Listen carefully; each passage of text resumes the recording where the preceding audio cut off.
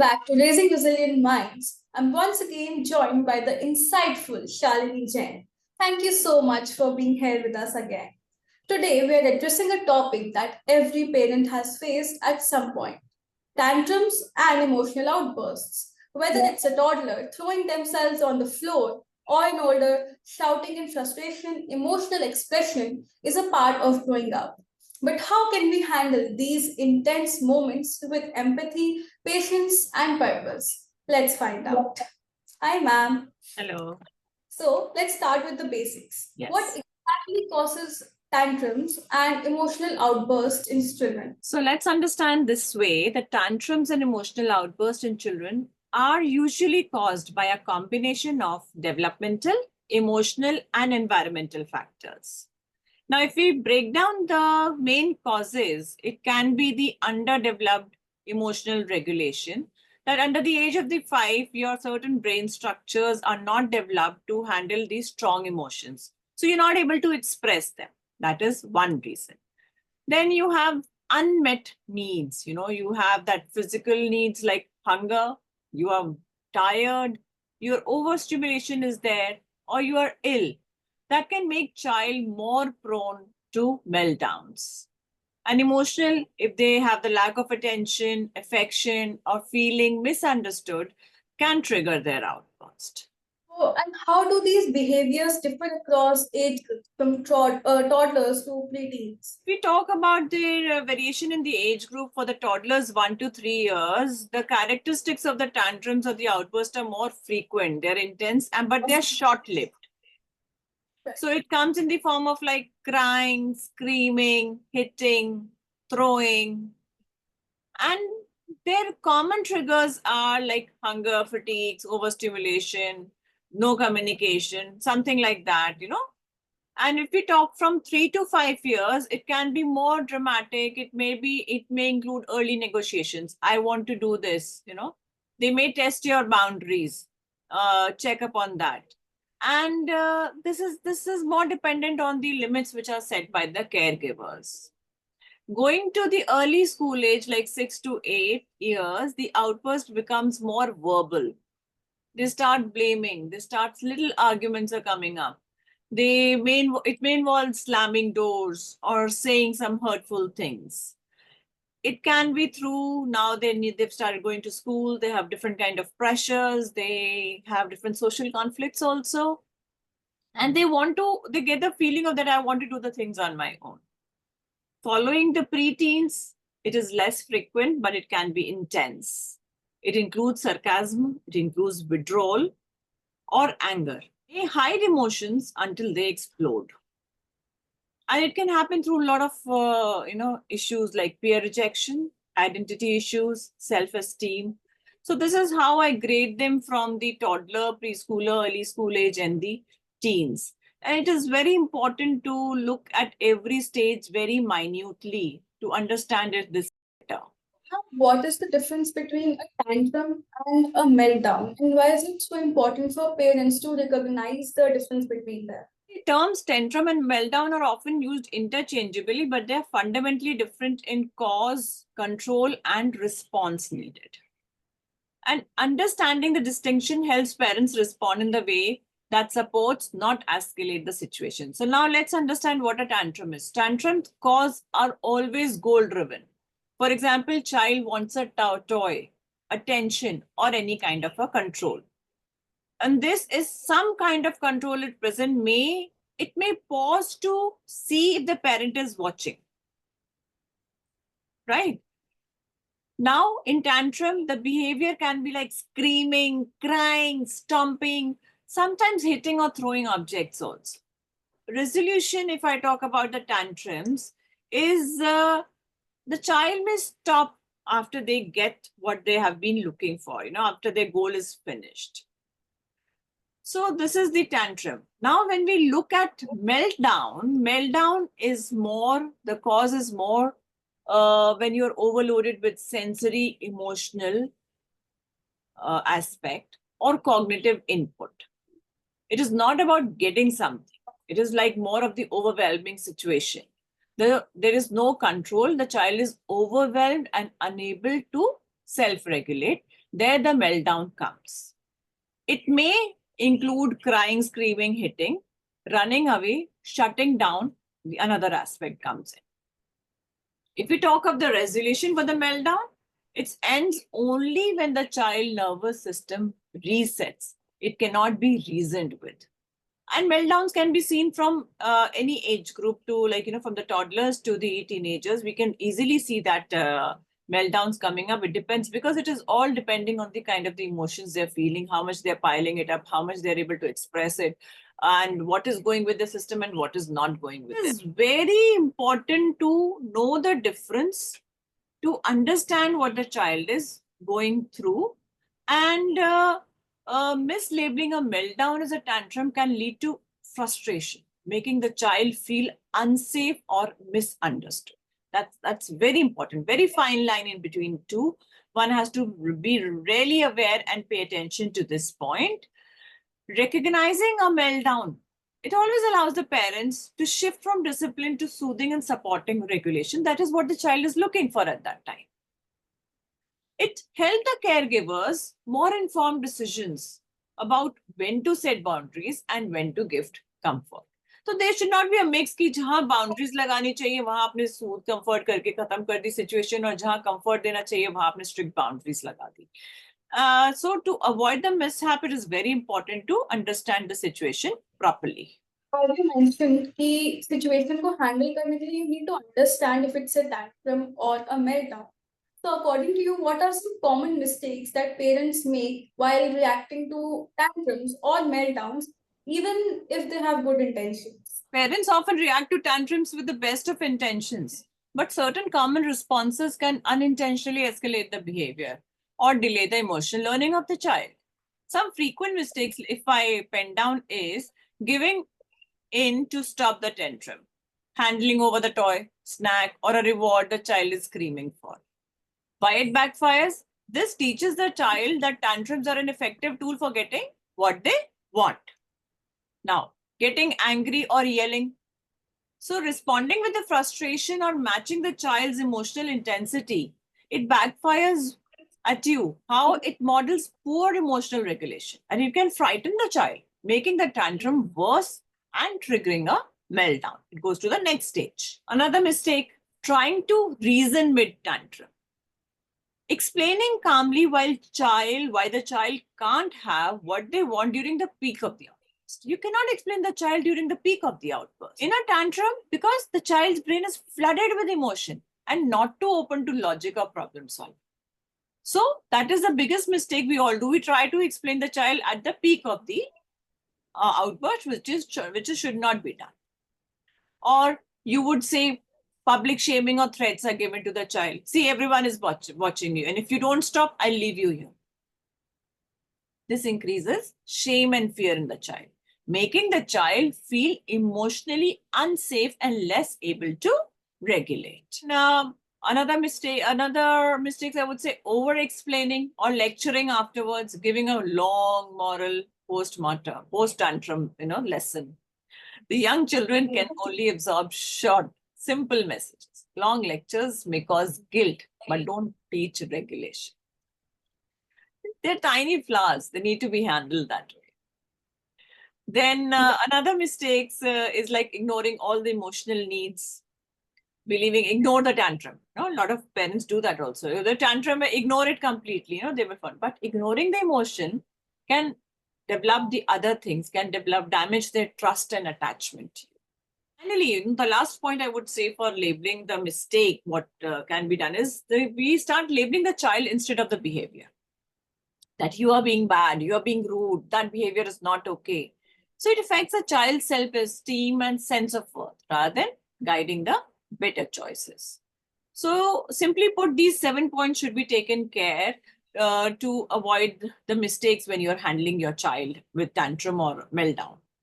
And how can parents stay calm and emotionally regulated themselves in these overwhelming moments? Because usually even parents just lose their temper. That's the most important thing. We have to really train ourselves that how we need to respond. Respond is like responsibility or the ability to respond to a certain situation. So first is like pause before reacting. Take a deep breath. It activates your nervous system, calming your body. Count silently, take a break and then respond to a certain situation. Reframe the behavior, reframe अपने behavior को थोड़ा change करो. Instead of thinking that they are being bad, we can think that yes, they are having a hard time or they're struggling with me, not trying to give me the hard time, but the situation is like that. What we can help them come out of the situation. That should be our attitude. Lower your voice and slow your movements. When you are slow, when your energy is low and you are dealing with them calmness, that the child is able to absorb that energy and it helps him calm down. You can create your reset cues. No, for example, you can remind yourself, okay, this is temporary. I don't need to match the energy of the child. And my calm is the anchor. This is where I say the parent needs to train themselves, because in the current situation, when the things are happening like this, so it is very important how we respond to them. And reset your style of doing it. And you can prepare a simple plan in advance that, okay, if this kind of the behavior, you can read, various books are available. You can see how to respond to a certain tantrums for the child, how to understand their emotions, or name them the emotions, help them understand the emotions, what they're going on. But that can be not to be done at the outburst, but later, right? But also privately, not in public. So this is way you can help your or balance yourself to deal with the tantrums and meltdowns, which is again a very important point for the parents to take care. क्योंकि सब कुछ उन पे निर्भर करता है इस time पे.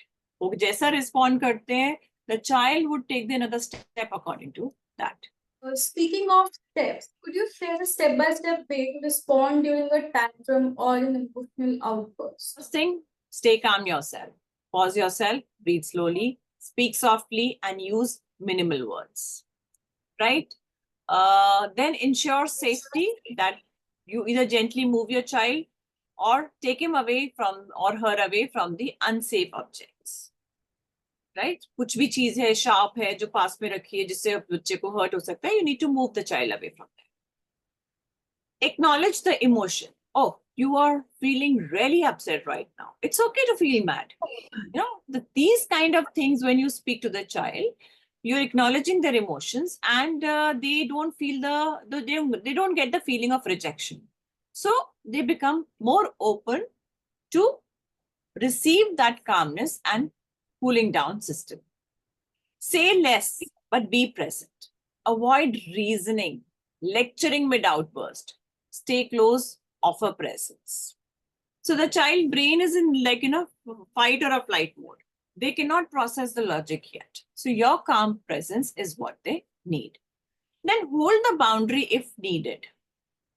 For example, you can say them, I won't let you hit, I won't let you throw the things. The other way you can also, we can talk when you are calm. So these kind of the small boundaries needs to be taken care. For the tools to regulate, like offer a calming strategy, take some deep breaths, let's do the reverse counting, hold a stuffed animal, or talk to your favorite soft toy. Then I would say the 7th step would be wait for the storm to pass. Let the wave of emotion run its course. After it has passed away, then you reconnect and reflect, which is a very important point, that you speak to the child lovingly, understanding, acknowledging the emotion that you were really upset. Next time, let's try using words or taking a breath. Whatever way you want to convey to your child, okay, try to inquire what triggered him, but in a softer way, not putting the blame on the child. And then move on with a warmth. Offer a hug, a story, a snack. A hug from the parents always helps. A hug from a teacher always helps. It takes away, it controls a lot of, I would say, it calms a lot of different kind of, fiery emotions. It helps them to calm down. They feel nice. They feel comforted. I think so. These are the 9 steps I told you that can help any parent to deal with the tantrum or meltdown. And how important is it to validate a child's feelings in that moment, even if their reaction seems completely irrational? Validating a child's feeling, even if they seem irrational, is absolutely crucial for healthy emotional development. Validating teaches you emotional awareness. It helps children to learn the name and understand the feeling, which is the foundation of emotional intelligence. You are upset because your towel fell. That's really frustrating, isn't it? I'm validating the emotion, what he was feeling. It really helps him. It makes him strong that it's okay to feel that way. Always you cannot be happy. There are always the ups and downs in the life, but we need to learn how to deal with the downs. It calms your brain, calms the brain of the child. When the emotions are labeled and accepted, the neuroscience has shown this, that the brain's stress response begins to calm down. The moment you say, okay, you give a distance from the emotion and you say, oh, I'm feeling angry, it starts to calm down. It builds trust and connection. Another important thing, validation is not the same as agreement. You are not condoning the behavior, you're simply acknowledging the emotion behind it. So I see you're really hungry or angry that we have to leave the park. I get it. It's hard to stop something fun, but we have to go. There's a way how you're communicating with the child where you are validating it and giving them the reasoning. So it helps them understand the process and it helps them develop their emotional quotient. Fifth point I just wanted to add on here is ignoring or dismissing feelings, it backfire. If I say phrases like, don't try, you're overreacting, there is nothing to be upset about, it teaches kid to suppress rather than process emotion. So we should try to see what vocabulary we can use so that they are able to communicate with us rather than stopping the communication or developing a fear not to communicate. That's why I say the validation is a simple first step to the emotional regulation. How can caregivers recognize when tantrums are a sign of deeper emotional struggles, anxiety, Okay. or unmet needs, and not just irrational behavior, as we mentioned earlier? It is a very fine line. So let's go deeper to recognize them. Frequency and duration is a very important sign because occasional outbursts during transitions, hunger, or frustration, right, can talk about how their basic needs are not met, or if it is occurring daily, or how it is related to their some deeper struggles. If it is happening again and again, that there is something understanding the frequency and the duration can help us identify it. Second point, if the tantrums are happening in every setting, right? Sometimes most tantrums occur at home where kids feel safe. So it is like emotional outbursts happen at school with peers in calm environments or with multiple caregivers. So identifying these are the kind of tic tac thing situations with us where we need to sit and see and observe the child to identify that how frequently, how in what kind of setting it is happening, or if there's a regression in the behavior, or there's a sleep independence, or some different skills are being withdrawn. So understanding that the caregivers can identify it, that it is coming out from the deep emotional struggles or anxiety or unmet needs. So I would say repeat frequency and duration, the settings of the tantrum where they're happening. If the tantrums include self-harm or severe aggression, that means it's a lot of anxiety there. If they are struggle to calm down even with support, that means they are cannot relate with the how to regulate their emotions. So again, the anxious part is coming up. So small, these things, if taken into the notice, then you can identify whether it is being anxious or the other way around. Finally, I would like to ask you that how can parents teach emotional regulation over time to reduce the frequency and intensity of these kind of outbursts in children? See, parents, first of all, they need to understand that they have to model it themselves.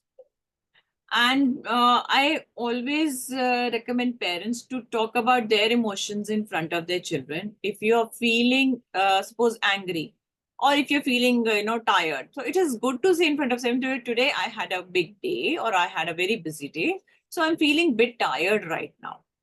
Now, what am I doing indirectly is I'm teaching my child how to express myself. If I'm feeling angry, I can tell to my child that I got disappointed because I was expecting this, which didn't happen. So it made me angry. So modeling yourself and naming emotions regularly can really help us teach our children the emotional regulation over time. Then we can teach them simple regulation tools. Oh, stopping ourselves, pausing for a minute really helps. Counting back 5 to 1 really helps. Squeezing a stress ball really helps. Journaling feelings. You can do journaling along with the children. We normally recommend as the art resource that every once in a week one should do a family activity where everybody is sitting, so that you get the chance to communicate and model yourself in front of your child, that how you process your emotions. And when a child understands that how you are processing emotion, it becomes very interesting for them because they absorb it. They know the trick. They catch the trick like this. Then you can develop the safe spaces like calm corners and the other stuff in your houses where you can keep few stuff like this, where the child knows, oh, if I'm not feeling too good, I need to go to that corner to pick up something and play with, or do something there, or do a bit of coloring. So this is like a practice before the storm. And you can definitely play some role scenarios, read a lot of storybooks where you can talk about the emotions, where a lot of storybooks are available which are talking about different kind of the life skills and the emotions, and how you can deal with them. So these are the few points you can help your children teach them. And the most important is you can validate their emotions if they are feeling something. You can develop a bed routine. And these kind of things would, really, really put a beautiful step to the child with the emotional, with very high emotional intelligence, I would say. Right. So that was incredibly helpful, ma'am. Tantrums may seem like a chaos on the surface, but they're really signals that a child's way of saying they're overwhelmed and learning how to cope up. Thank you, ma'am, for helping us reframe tantrums not as problems to fix, but moments to connect, understand, and grow. Emotional regulation is a lifelong skill, and it all begins at home. Very true. And we have a very important role to play, and especially in today's situation, where the situation is very sensitive with the children. And you see every second child is with certain meltdown or the tantrum every day, once a day. It's like, it's becoming very frequent. So time for us to take care. This is a very good topic, and I think so everybody should understand it. Definitely for more, they can connect to us. Right. And to our listeners, thank you for tuning in. If you found today's conversation helpful, please leave us a rating. Share this episode with fellow parents and follow Raising Resilient Minds for more insight and support. Until next time, be kind to yourself and your little ones. They are learning, and so are we.